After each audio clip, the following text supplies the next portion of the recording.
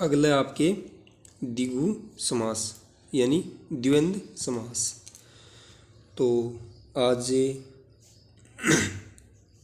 अब द्वंद्व समास पढ़ेंगे। तो किसे कहते हैं, क्या परिभाषा है और क्या किस तरह इसका विग्रह होता है, तो वो सब चर्चा करते हैं।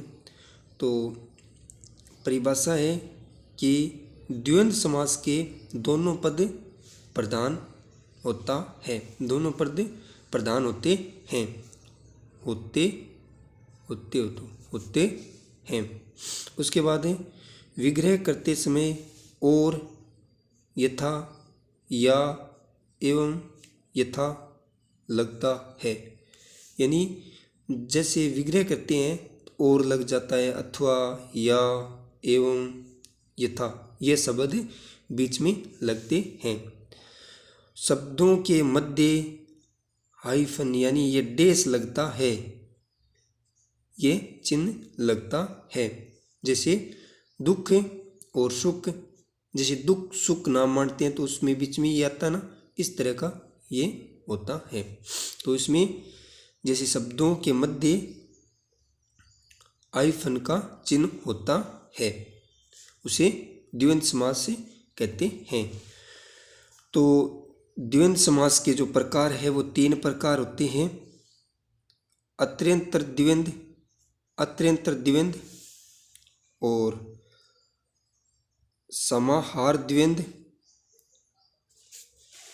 और तीसरा आपके वैकल्पिक द्वंद्व। तो ये 3 हैं। तो इसमें सबसे पहले इस पर बात करते हैं इतरेंतर द्वंद्व।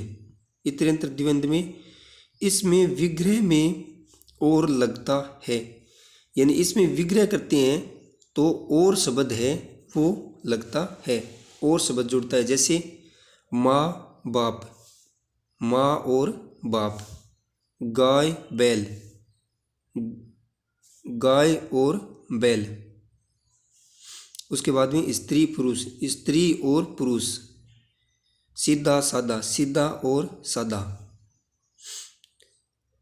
राधा और कृष्ण, सीता और राम, तन मन, तन और मन और धन, इसमें आ जाएगा और शब्द तीनों में जुड़ेगा। उसके बाद में 31, 30 और 1, यानी और जुड़ेगा, 30 और 1, 31। 43, 30 और 43, यानी 43 में 40 और 3। सुख दुख, सुख और दुख, माता और पिता, पशु और पक्षी, गाय और भैंस। उसके बाद में ऋषि और मुनि, राजा और रंक, गौरी और शंकर, गौरी शंकर, शिव और पार्वती, शिव और पार्वती, राधा और कृष्ण, ये तो दोबारा ही आ गया। जल वायु, जल और वायु। तो इस तरह के टोटल उदाहरण इसमें और शब्द जुड़ेगा। उसके बाद में दूसरा जो प्रकार है वो है समाहार द्वंद्व। समाहार द्वंद्व में इसमें विग्रह में आदि शब्द लगता है, आदि शब्द जुड़ता है। जैसे जीव जंतु, जीव जंतु आदि, जीव जंतु यानी जीव जंतु आदि, चाल चलन, चाल चलन आदि, रहन सहन आदि, बाल बच्चे आदि, बोल चाल आदि, हाथ पांव आदि, भूत प्रेत आदि, मोटा ताजा आदि। तो इसमें जो आदि शब्द है ये लगता है। जैसे मोटा ताजा आदि, यानी आंगा, आंगा पीछा आदि, ये भी RS 97 में पूछा गया है। खान पान आदि, खान पान आदि। और फल फूल आदि, ये SI 96 में पूछा गया है। तो इस तरह की है, जैसे चाय पानी आदि, बहू बेटा आदि, रुपये पैसे आदि, कहाँ सुनी आदि, कहाँ सुनी आदि, चाय वाय आदि, पान वान आदि, मिठाई सिठाई आदि, अड़ोसी पड़ोसी आदि। तो ये आपके हो गए इसके समाहार द्वंद्व समास के जो प्रकार के उदाहरण है। उसके बाद में है इसके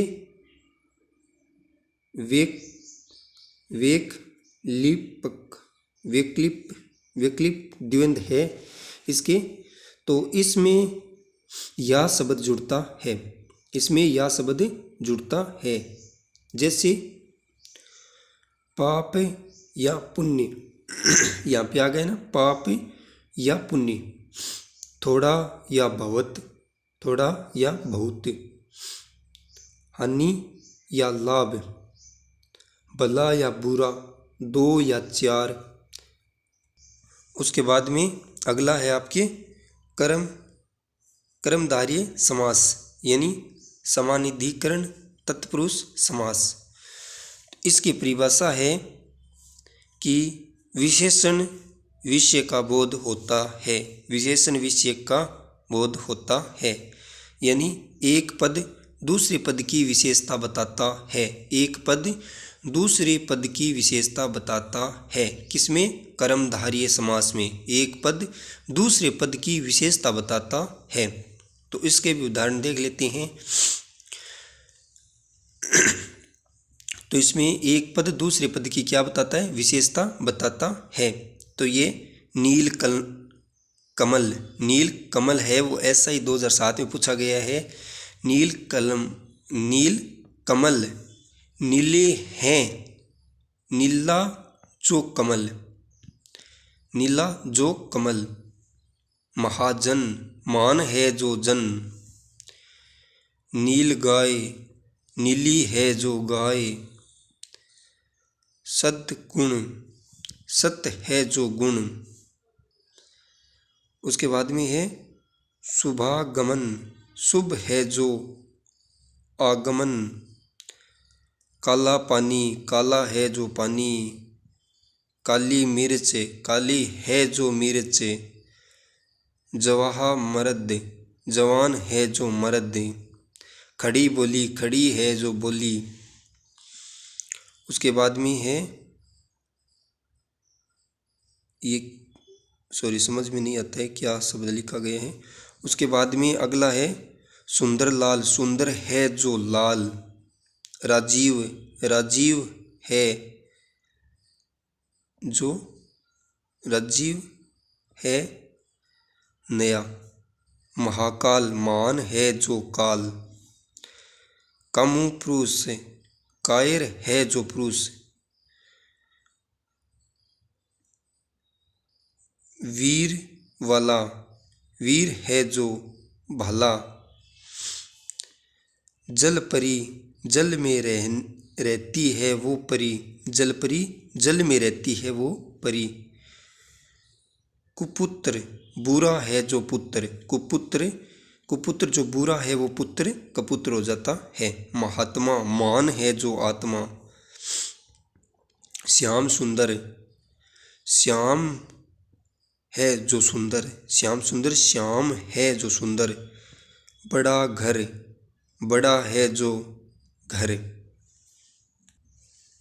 उसके बाद में नीला कांस, नीला कांस, नीला है जो आकाश, नीला कांस यानी नीला है जो आकाश, महादेव, मान है जो देव, महात्मा, मान है जो आत्मा। ये दोबारा रिपीट हो गया यहाँ पे। महाराजा, मान है जो राजा, महाराजा, मान है जो राजा। नीला, गगन, नीला है जो गगन। मीनाक्षी, मीन जैसी जो, यहाँ पे क्या है ये, सॉरी ये समझ में नहीं आता है। नीलकंठ, नीले हैं जो कंठ। नीलकंठ, यहाँ पे नीले हैं जो कंठ किसके, शिव भगवान के। उसके बाद में श्वेतांबर, श्वेत है जो अंबर। महात्म, मान है जो उत्तव। महादेवी, मान है जो देवी। सुपुत्र, सुपुत्र, सु है जो पुत्र। सुदर्शन, सु है जो दर्शन। उसके बाद में मंद बुद्धि, मंद बुद्धि, ये SI 2006 में भी आया हुआ है और RS 97 में भी पूछा है मंद बुद्धि के बारे में। उसके बाद में अगला है महावीर, मान है जो वीर। महावीर क्या हो गया, मान है जो वीर, महावीर। उसके बाद में लाल कुर्ती, लाल है जो कुर्ती। कृष्ण सरफ, कृष्ण है जो सरफ। ऊंच नीच, ऊंच नीच का क्या हो गया, जो ऊंचा है नीचा। मोटा ताजा, जो मोटा है वो ताजा है। भला बुरा, जो भला है बुरा है, जो भला है वो बुरा है, भला है वो बुरा है। उसके बाद में अगले हैं द्विगु समास। द्विगु समास में परिभाषा है कि प्रथम पद संख्या का बोध कराता है। विग्रह करते समय समूह या समाहार शब्द का प्रयोग होता है। 1 से 9 पूर्णांक संख्या है, यानी 1 से 9 पूर्णांक संख्या है, यानी द्विगु समास में आती है। 1 से 9 तक पूर्णांक संख्या है और इसमें विग्रह करते समय समाहार शब्द का प्रयोग होता है, जैसे 1 से 9 यानी पूर्णांक संख्या का। तो इसमें उदाहरण देख लेते हैं। तो उदाहरण है इसमें नवरात्र, 9 रातों का समूह, यानी नवरात्र जिसमें 9 रातों का समूह हो उसे नवरात्रि कहते हैं। शताब्दी, उसके बाद में त्रिकाल, 9 ग्रह, 9 ग्रहों का समूह। नवरत्न, 9 रत्नों का समूह। उसके बाद में ये उदाहरण है, जैसे त्रिवेणी, सप्तासी।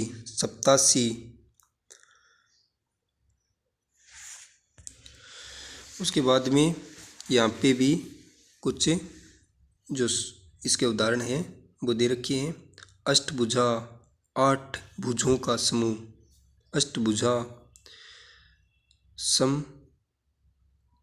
सप्तमास, 7 माह का समूह।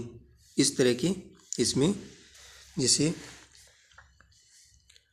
जो 1 से 9 जो पूर्णांक संख्या होती है उनके बारे में जैसे बताया गया। यहाँ पे एक उदाहरण लिखिए कि नवरात्र यानी 9 रातों का समूह। तो इस तरह इसका विग्रह हो जाएगा सारों की जितना भी है उनके।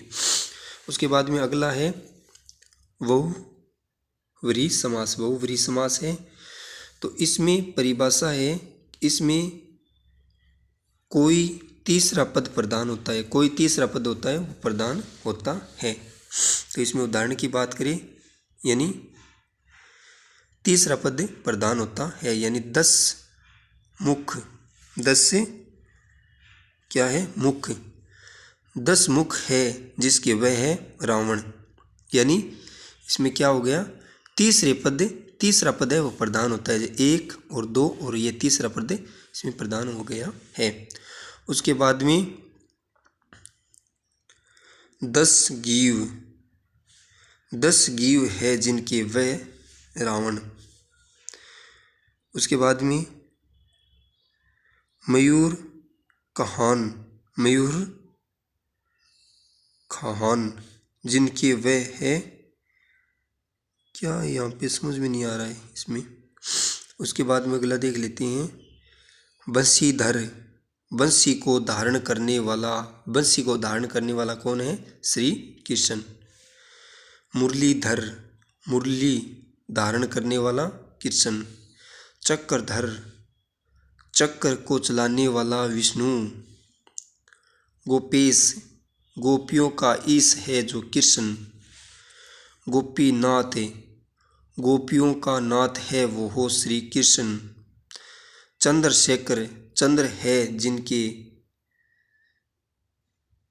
शिखर पर वो। त्रिनेत्र, 3 नेत्र है जिसके वो शिव।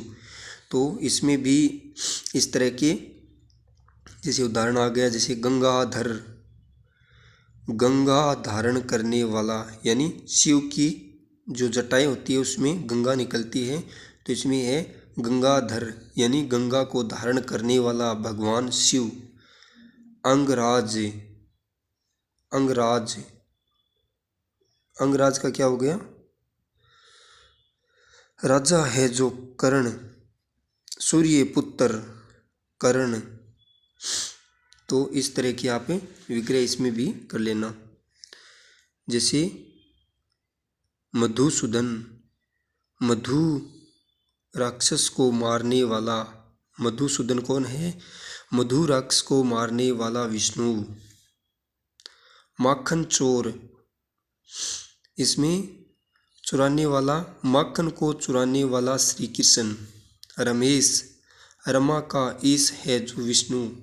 तो इसमें भी इस तरह के उदाहरण है बहुत सारे, जो आप लिखो तो लिख लेना।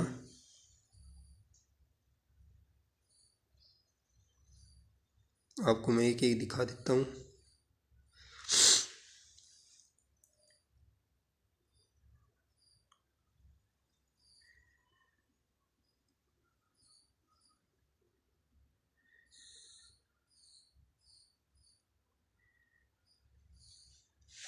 यदि कोई शब्द में गलती हो तो आप बुक में एक बार ज़रूर मिला लेना, क्योंकि गलती तो लिखने में भी हो जाती है। तो यहाँ तक दिए हुए हैं उन पिछले वाले के उदाहरण। उसके बाद में आ गया तत्पुरुष समास। तत्पुरुष समास है, उसमें परिभाषा है कर्म तत्पुरुष, यानी विग्रह करते समय क्या लगता है? तत्पुरुष, यानी विग्रह करते समय को लगता है,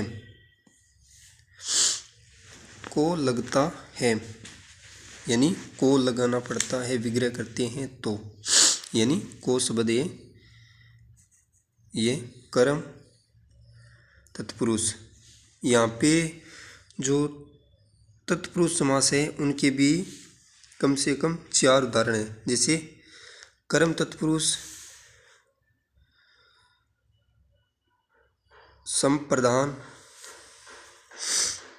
करण तत्पुरुष और आपका अपादान पुरुष।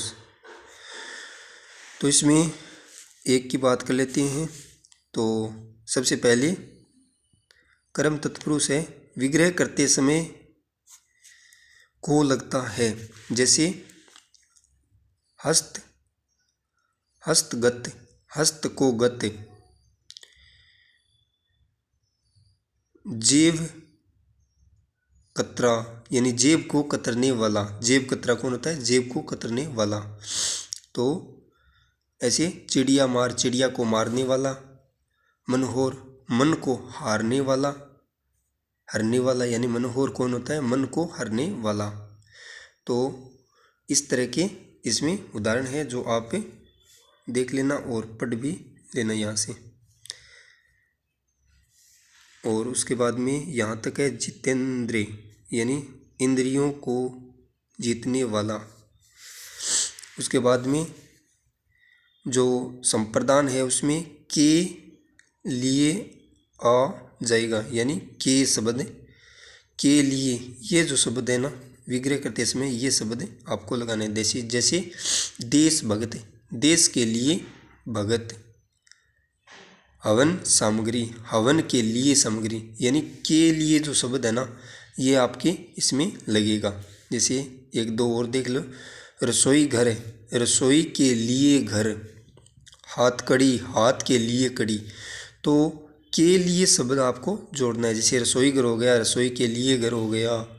और सभा भवन, सभा के लिए जो भवन। गौशाला, गायों के लिए जो शाला बनी है गौशाला। तो इस तरह के इसके उदाहरण हो जाएंगे। उसके बाद में आपका करण तत्पुरुष है जिसमें से शब्द जुड़ता है, यानी से शब्द जुड़ता है। तो इसमें देख लेते हैं इसका भी करके। जैसे गुणायुक्त, गुण युक्त, यानी गुण से युक्त। अकाल पीड़ित, अकाल से पीड़ित। मन चाहा, मन से चाहने वाला। रस भरी, रस से भरी।